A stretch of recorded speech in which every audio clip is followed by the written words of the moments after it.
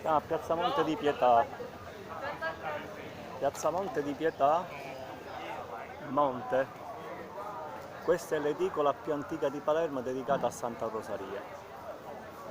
È la più antica, 1524, ed è l'edicola più antica dedicata a Santa Rosaria. E più avanti, lì si dice che è nato il cacciatore che